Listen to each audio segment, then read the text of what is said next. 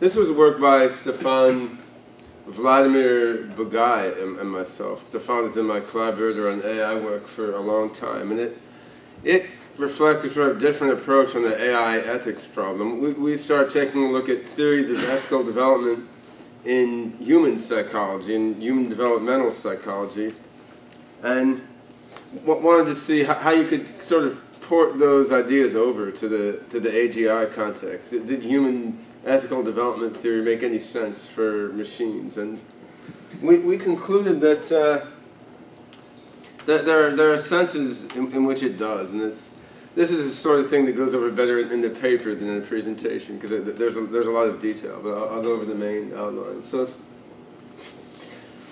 the main thing that we tried to do is to align stages of ethical development with stages of cognitive development and see how that works out in an AGI context. So I'll start with Piaget's classic stages of cognitive development, with the infantile, concrete, operational, formal, and then the reflexive stage is a name I use. It's commonly called the post-formal stage in the psychology literature. Basically, in the infantile stage, you're almost an animal. You just perceive and act and sense. And by the concrete stage, you can have representations that are symbolic and a bit abstract. We don't have full facility to manipulate abstract representations. In the formal stage, you can basically do science and mathematics and really abstract things, manipulate formalisms far beyond the context in which they were originally learned. In the reflexive stage, you can sort of revise and rewrite your whole way of approaching the world. And if you look in the psychology literature, there's a kind of consensus that some people never reach this stage without formal education, and most people never reach this stage where they really kind of revisit their approach to the world, and they just keep in the same psychological paradigm that they had for their whole lives. And how this relates to development of ethics is a question that's been addressed before in the human psychology literature.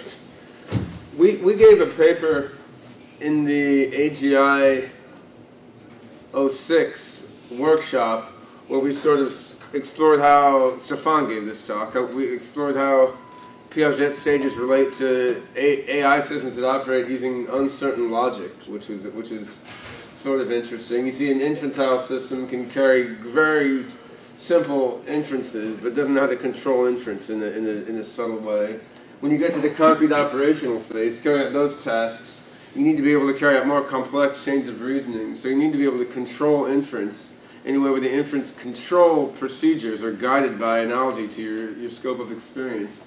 In the formal stage, you get inference control as a subject of learning. You're actually learning how to reason and reasoning about how to reason. And the reflexive stage almost correlates to revising your own inference rules and inference heuristics. I mean, one example of the reflexive stage in human beings is trying to calibrate your own probability estimation. You realize that you tend to make estimates the wrong way. Actually try to change the way you estimate probabilities. That's reflective. You're trying to modify your internal structures in a way to change how your own inference engine operates. And most it's a hard thing to do. Most people never get there. Now, what can we say about the stages of ethical development? One of the theories is by Perry, who's a psychological theorist, and he looked at kind of infantile approach to kind of morality and infantile attitude on the world. And what he called the lowest level, basically, he looked at that as corresponding to a dualistic attitude. I got to find the right answer to everything. And if you're kind of not too smart, don't understand much, finding the right answer is hard enough. You don't want to continue the fact there may be multiple solutions to every problem. And he looked at the next level up, which he correlated with Piaget's concrete operational stage.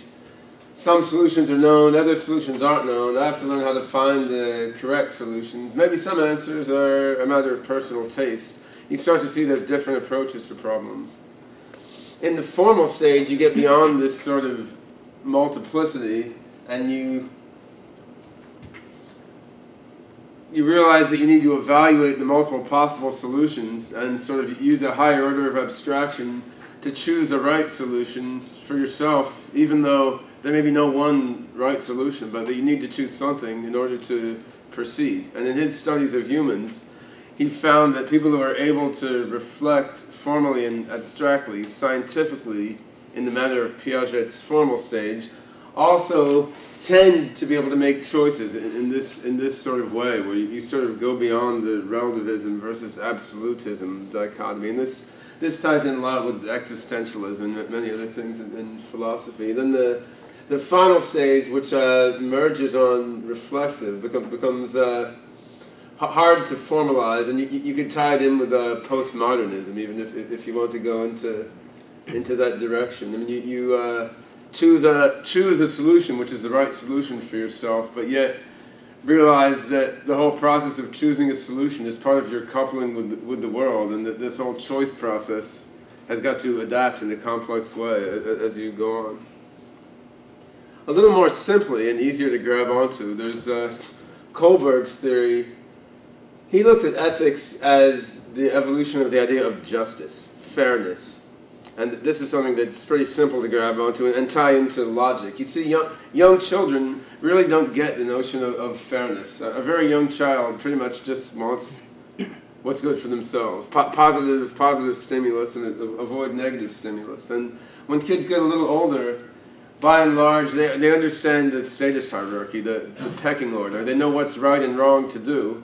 So they're no longer just trying to gratify themselves. They know what's right is what the parents say is right, or the teacher says is right. So they categorize right versus wrong, but not in a very nuanced way. But it still goes beyond the baby, to whom the only wrong thing is what gets you whacked on the head or something. And what he calls the post-conventional stage is where you get into stuff like civil disobedience. I mean, what the bosses say is right may not be right. You're abstracting the principles of justice, going beyond the particular social order that you're in. And you can see pretty clearly there that having the kind of law and order mentality requires a certain level of symbolism and abstraction beyond being a baby, whereas having the post-conventional mentality really requires a higher order of formal reflection. An alternate approach is Carol Gilligan's Ethics of Care, which was posed as sort of a feminist alternative and to the ethics of justice.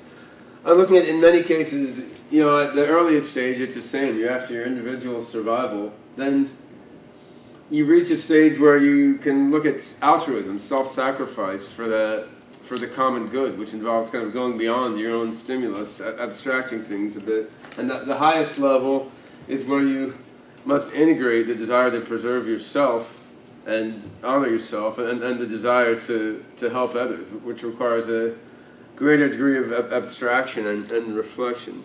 And what Stephan, with my help, sought to do in the paper is to sort of see how you can put these together, and you can actually align these various stages from these various theorists in a fairly natural way. You can look at starting with an infantile level in an AGI context. An infantile AGI will be just like an infantile human being. There's no consistent pattern of respect for the rights of others. The thing just wants what it wants, and that's definitely the stage that our Novamente controlled virtual pets and so forth. They've got a hard enough time gratifying themselves, and they don't have any idea of their kind of social obligations and fairness with regard to others. The next step, based on the concrete cognitive basis, you get the common sense of the golden rule: do unto others as you want them to do unto you. You don't abstract that yet into the Kantian categorical imperative, but you have a kind of practical sense of fairness and give and take in the world, trying to abstract what's right and wrong from one situation to a new situation you haven't been in. And in an AI context, it's not too hard to see how that comes out from application of probabilistic reasoning to understanding what goes on in the world. This actually ties in much with the theory of mind stuff that Selmer and Andrew's group has done, because in order to get from this level to this level, you need a theory of mind. You need to understand what others would want you to do in this situation, what they would know you're doing, and so forth. Then beyond that level, if you want to go on to what we call mature ethics, you need to be at a Piagetian formal level in that sense. You need to be able to really reflect on your own ethical judgments and decisions so as to go beyond. You're not just abstracting, well, what would my teacher want me to do in this new situation I've been in? You're really thinking, well, what are the principles that my teacher has taught me? What do these principles apply about this situation? Maybe the teacher is letting go of the principles, and the principles become the thing, rather than just emulating within yourself a kind of internal avatar of what the teacher is supposed to be. And again, if you take a logic-based approach, you can see how this kind of reasoning corresponds to having the ability to control more and more complex types of inference. If you were teaching an agent in a virtual world, you could see how this kind of learning just could come about part and parcel with learning about more concrete, practical things of interacting in the world. If you want to look at reflexive or enlightened ethics, the end goal, which is where AGIs should get if we want to have an engineered utopia rather than an art-elect war. You want to have an AGI system that really has some variant of the categorical imperative, acting as if what you are doing should be a universal principle, and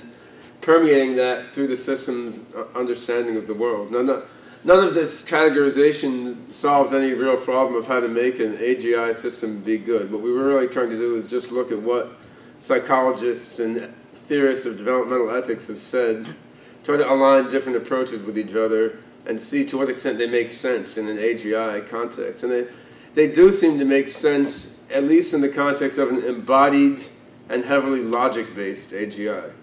Whether they make sense in terms of other approaches to AGI is another question. I'm not saying they do or they don't, but that was the investigation.